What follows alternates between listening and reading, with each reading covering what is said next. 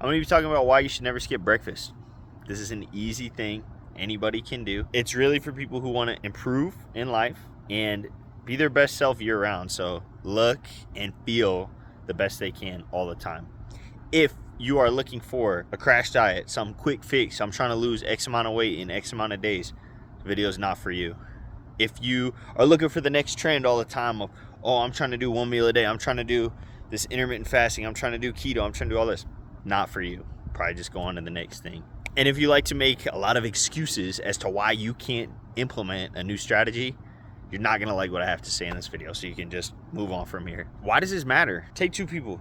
Let's take Jack and Johnny. Now, Jack, he don't eat breakfast. He rolls out of bed, he goes straight to work. He does what he needs to do. He's trying to squeeze every last ounce of sleep he can. That's what it is. That's Jack. Johnny, he likes to eat. He wakes up, he sits down, he has his meal, he does the things he needs to do, and then he goes on with his day. The difference in how Jack versus Johnny perform when they actually go to complete tasks is completely different in the way they feel as they're doing them, and the way they actually express themselves and communicate, in the approach that they take and the amount of energy that they have, because one's got gas in the tank and one doesn't. So this is a very simple concept, but zooming out and applying it to yourself can be a little bit harder. I'm going to talk about some of the different reasons why you want to be a little bit more like Johnny than Jack. I'm going to talk about some different strategies that you can use. When you eat breakfast, it turns on your metabolism. So we got a 12-hour clock, and that signals to your body, hey, let's get the clock running, okay? That's important, and that's got to happen every day. So it's going to happen regardless if you eat breakfast or not. But when you decide to sit down and eat breakfast, you choose for that to initiate at that time. This is going to affect your mood. You're not going to be hangry. You're going to have something in your stomach. You'll be able to think and feel clearly. And there's a second brain inside your gut. So knowing that, satisfying that second brain is going to be in your favor. This is going to give you energy so you can actually go at the tasks that you need to complete for the day, whatever they may be, and have a good attitude first because your mood's in check. And second, actually get through those quickly. Think about who you want to be, your ideal self, versus a discounted version of that. So like if you're real tired, right, and you're real groggy, you might not be as expressive. Might not be as quick to solve people's problems. Versus your ideal self, you're going to be on top of that. You're going to be loving people around you. You're going to be taking care of things, right? You're not going to be all balled up into yourself. Putting food in the tank affects that change. You have to eat regardless, right? You can't just be a monk and never eat and starve all the time. It doesn't work. People always cave one way or another. You can't just fast forever. So this is something you're going to have to face. Your mind, body, and spirit actually are all connected. Your metabolism is a piece of your body. Your mood and how you feel is how your spirit is expressed a lot of the time. And your mind is a lot of the functions and tasks that you're able to do and complete. So this all comes full circle. Another thing eating breakfast does for you is regulates your hunger. The reason why people get overweight or underweight is because they overeat or undereat. It's very simple. What affects most people's decision-making process when it comes to food? Hunger. So what do we want to do? We want to put your hunger in the best possible situation. A lot of people aren't hungry in the morning because they overate right before they went to bed. And that's what happens for a lot of people is they wait till lunch to eat. Then they eat a little bit of lunch, and that's really their breakfast. They're breaking their fast of the day when they eat lunch. And then all of a sudden by dinner time, their hunger hits them like a freight train because they've gotten off of work and they've had time to settle down, and then their body is screaming at them. So then you eat a bunch of food because you're hungry. Like, how could you not?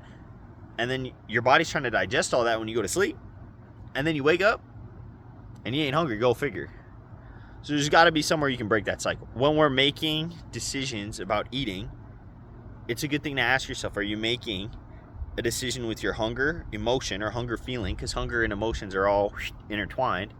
Or are you using your logical, thoughtful brain and saying, okay, this is what's going to make me feel satisfied, energized, and be healthy and be good for me. I'm going to feel good after, versus that ravenous hunger feeling trying to go, oh, anything sounds good. The